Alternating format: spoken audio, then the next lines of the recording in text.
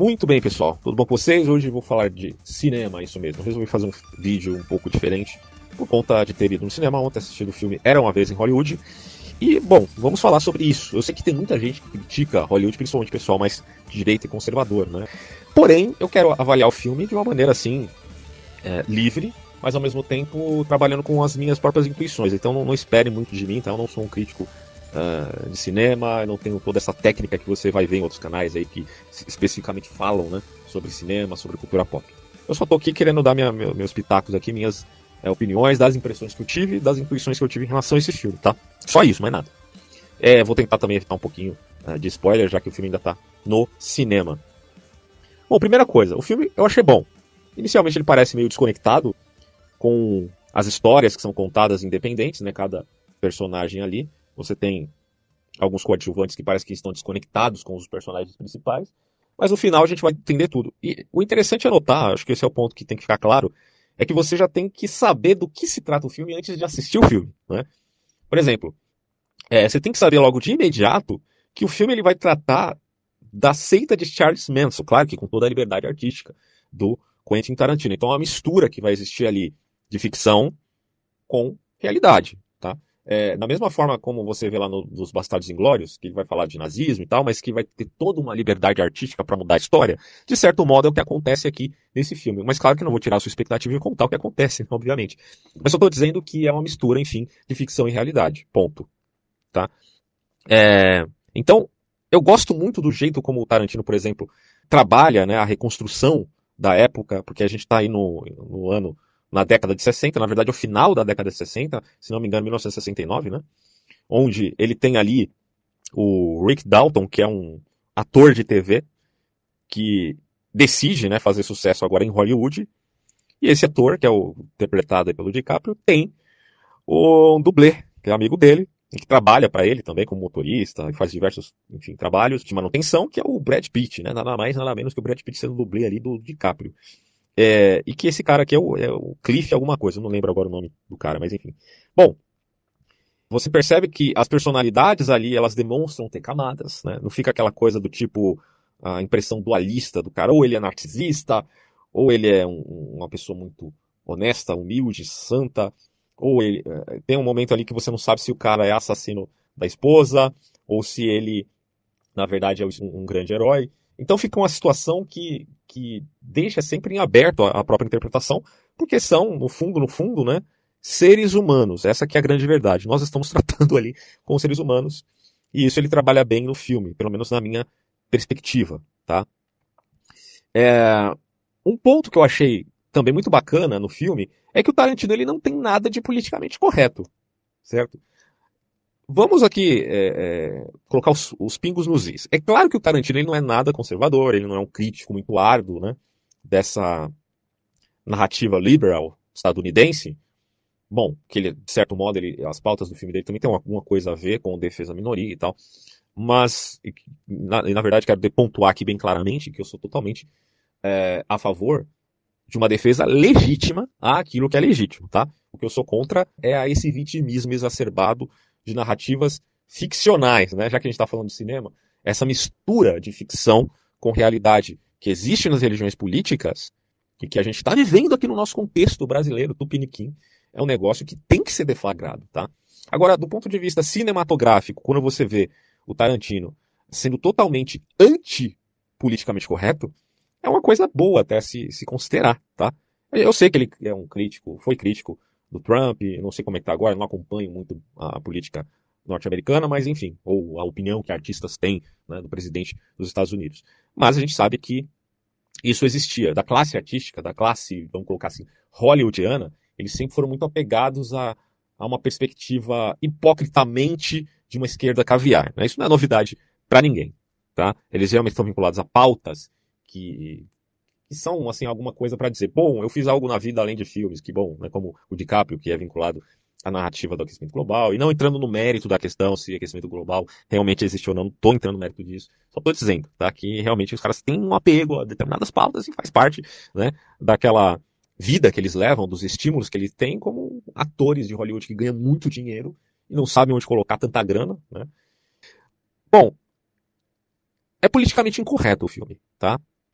Na cena, por exemplo, que o Brad Pitt ele tá indo embora do rancho, sendo vaiado, né, pelo bando de hippies, e lá os hippies começam, os hippies que inclusive tem lá o seu pelo no sovaco, tem uma cena muito interessante que é a menina, né, uma menina que é de menor, mas parece já uma mulher adulta. Ela vai sentar lá no colo do veiaco lá do Brad Pitt e ele fica perguntando, mas você é de maior mesmo? Porque, poxa, tá complicado aqui você, né, fazendo isso e tal.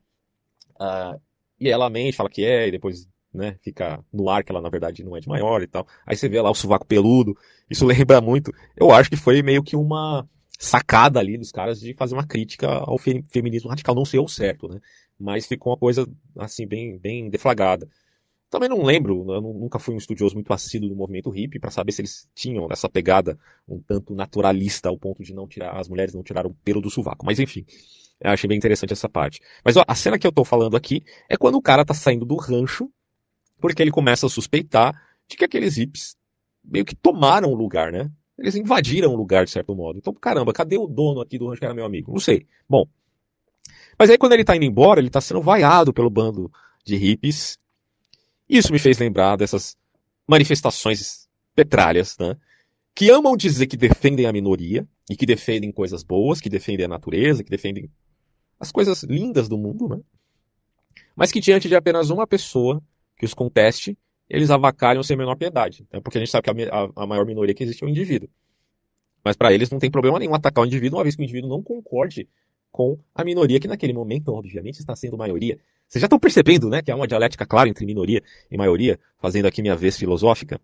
Bom, esse é um ponto que eu achei interessante, então eu queria destacar isso. Agora, uma questão que eu quero criticar aqui nesse filme, para não ficar o vídeo muito grande também. Algo que me deixou um pouco decepcionado foi a zoação que o filme faz com o Bruce Lee.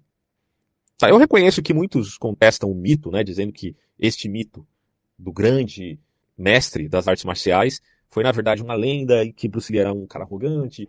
Bom, tem muita gente que conheceu o Bruce Lee e que diz que não. Outros escreveram certas biografias, eu nunca li nenhuma biografia do Bruce Lee, eu só vi documentários, né, de biografias do Bruce Lee, então, vendo mesmo em TV a cabo ou na internet.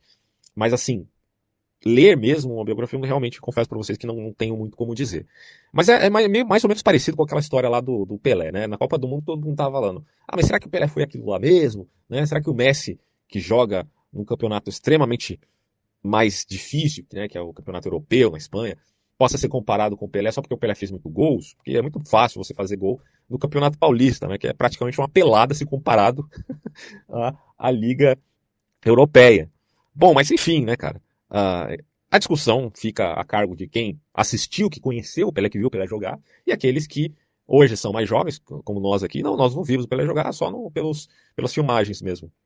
Então, fica essa briga aí. No caso do Bruce Lee é a mesma coisa, né?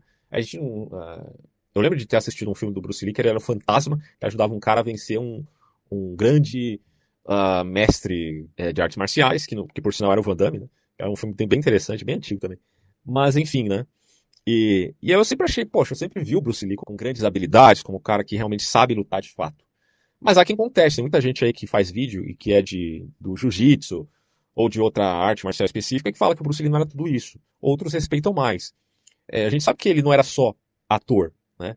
Então ficou meio uma coisa meio esquisita, né? Você colocar o Bruce Lee lutando com um personagem fictício, que é o tal do Cliff.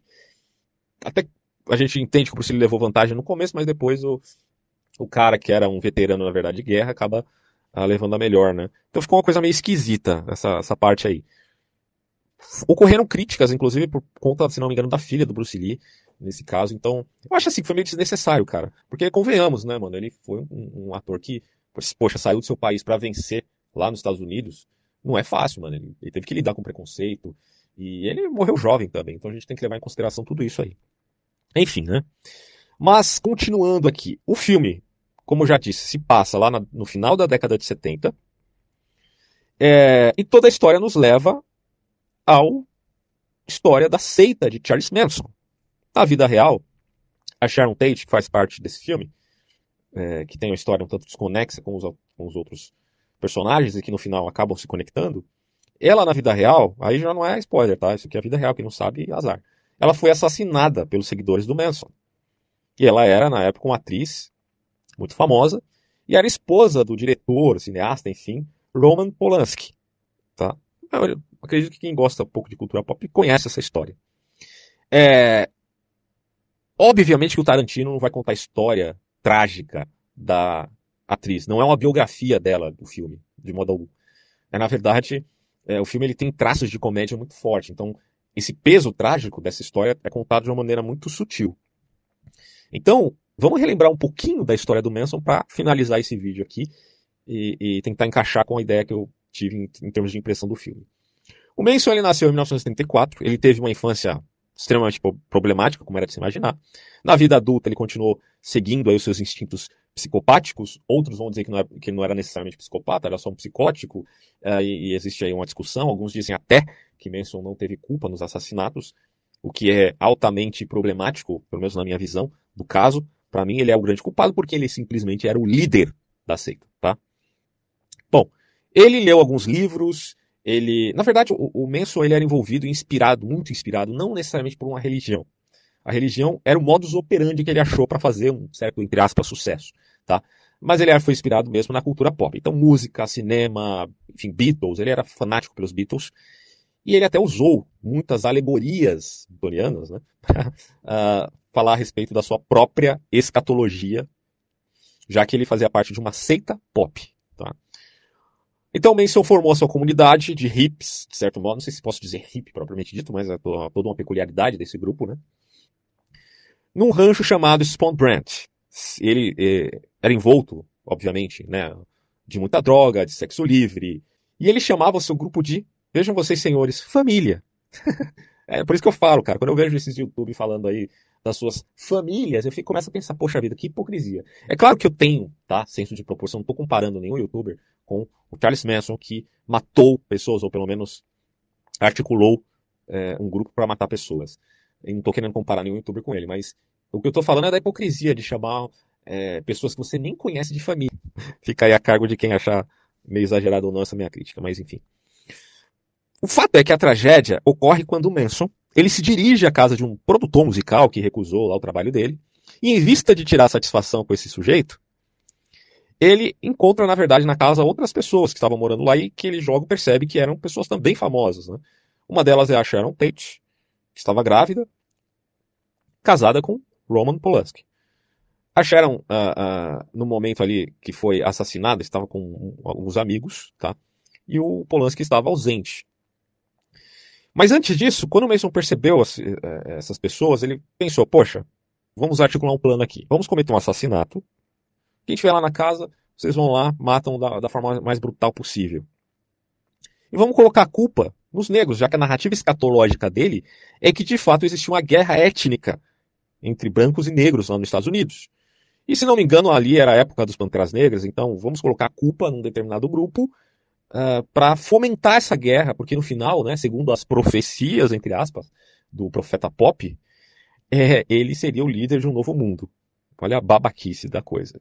E ele recrutou jovens idiotas, mancebos neófitos, burros, para fazer esse processo, né, de matança em vista de colocar a culpa nos negros, certo? Depois disso, outros crimes ocorreram, não foi só a Sharon que morreu, e os seus amigos, mas também depois muitas outra família. Pelo que eu sei, até o final aí, somando tudo, deu mais ou menos 7 vítimas aí do grupo do Manson. Então tudo isso demonstra como aquela tragédia foi terrível. Agora, quando você se volta para o filme, você percebe que a coisa acontece de uma maneira diferenciada por conta da liberdade artística do Tarantino de fazer a coisa ao seu modo, né? Quer dizer, estamos tratando com a realidade, mas vamos tratar a realidade também do ponto de vista ficcional. E daí eu não sei se realmente a opinião do Tarantino em relação ao Bruce Lee é de fato que ele acha o Bruce Lee arrogante, né? Porque se na verdade ele está disposto, como fez com Bastardos Inglórios, a mudar um pouco a história, talvez nesse caso a mudança na história ali tenha, claro, uma pontada de crítica a algumas certas atitudes do Bruce, mas ao mesmo tempo tenha um caráter do tipo vamos também inventar bastante coisa aqui para surpreender os nossos espectadores. E o que eu gosto nos filmes do Tarantino, de tudo que eu falei, é no final, aquele final impactante, né? Porque o final fala muito do filme, né? Quando a gente fala de séries extraordinárias que tem um final bosta, a gente tá querendo dizer exatamente isso. Eu recentemente assisti aquela série do Breaking Bad, não tinha assistido ainda, nem conhecia, E gostei demais, cara. Principalmente pelo final, né? Então, quando você tem um final impactante, que você sai do cinema e fica repensando aquilo, é porque dificilmente você vai dizer o filme foi ruim, né? E é essa sacada, acho, dos filmes dele. Então, é, tratar esse tema tão espinhoso, tão terrível, tão brutal, como foi o assassinato dessa atriz, da maneira como ele tratou, com requintes de humor, e, claro, também tem sangue ali na parada, vocês vão ver. Eu acho muito legal, muito interessante. Agora, para finalizar, tá, vamos falar de algumas curiosidades do Charles Manson que não pode ficar fora desse vídeo. A primeira, que é muito curiosa, é que o Manson tem um poder persuasivo tão grande. Dizem até as más línguas que ele leu aquele livro Como Fazer Amigos e Influenciar Pessoas. Né? É um livro de autoajuda aí. Não sei se é verdade, mas enfim. É muito curioso que quando ele tinha 80 anos de idade, ele quase se casou com uma moça 50 anos mais nova que ele. E na verdade, quem recusou se casar com ela foi ele, né? Por conta de alguns fatores ali. O que demonstra o poder persuasivo que ele tinha para convencendo um velhote de 80 anos, né, cara? Poxa, tinha um poder persuasivo para convencer, sim, jovens a matar pessoas. O fato é que essa moça aqui, ela defende que o Manson não era culpado, mas, bom, ela foi convencida disso por quem? Por ele mesmo. Outra curiosidade é que dos assassinos, alguns chegaram mesmo a se converter ao cristianismo, se arrependendo dos seus crimes. Claro que a gente não está dentro da pessoa para saber se ela se arrependeu ou não. E aqui eu não estou querendo passar pano para criminoso e dizer que o sujeito não tivesse que pagar pelos seus crimes. Claro que tinha que pagar, pelo amor de Deus. O que eu estou querendo colocar aqui, meus caros, é a diferença brutal que há entre santificação e santificação. Né? Quer dizer, você vê que quando a galera jovem, né, todos bem afeiçoados, eles tinham uma tendência maior, por conta da falta de experiência, de serem pessoas suscetíveis à lavagem cerebral, à certificação. Então, quando o cara é jovem, a primeira consciência que ele tem que ter na vida é essa, que ele é sujeito e tendente a fazer parte de grupos que vão fazer mal para a vida deles. Bom, basicamente, isso eu aprendi lendo o livro de Provérbios. Né? Só você ler aquilo ali, você já vai entender claramente isso. Jovem, fuja das babaquices. Não está escrito assim, mas é mais ou menos isso. Bom, mas quando eles estão mais velhos, claro, já passando por uma situação dessas, cometendo crimes tão abomináveis. O que é mais abominável, gente, do que matar uma mulher grávida? Não, acho que não tem algo mais abominável do que isso. Para mim, não tem. Eles agora passam por um processo. Não estou usando o termo santificação do tipo, do nível de uma canonização católica. Não é isso que eu estou falando. Eu estou falando no sentido de melhorar, né? Entendeu? De cair a ficha, falar: caramba, eu fiz uma merda monstruosa. E isso o cristianismo fez com essas pessoas. E você não pode deixar de elogiar, né, esse tipo de narrativa cristã e verificar a diferença que isso faz em relação a pessoas que fazem parte de seitas, de facções. O quanto elas são diferentes quando elas olham para a vida de um ponto de vista muito mais amplo, como ensina, né, a religião cristã.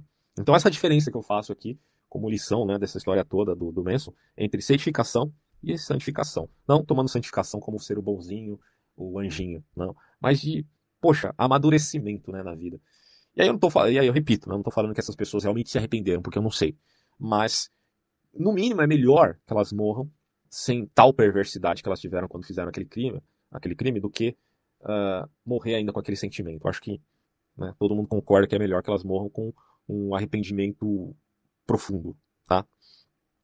E outro ponto é que o Manson, ele acabou fazendo, enfim, parte da cultura pop, não como ele queria inicialmente, porque ele queria fazer sucesso, né? Ele se dizia o quinto Beatle, mas enfim, ele chegou de fato a influenciar muitos artistas posteriores que descaradamente, eu só posso falar dessa maneira, se declaravam fãs do psicopata. Eu não sei se posso dizer fã também, né? Mas no mínimo eles nutriam alguma admiração mórbida por esse sujeito, ao ponto de usarem o nome Manson, né, como um pseudônimo para, enfim, ter um título artístico, um nome artístico. Vocês sabem do que eu estou falando, né? Mas não só esse, tem vários outros. Então é complicado, né, cara, esse tipo de atitude. Mas fica aqui minhas impressões do filme. Gostei no final das contas. Não vou dizer que gosto de todos os filmes do Tarantino, mas gosto de ser surpreendido no final. É isso aí, até mais.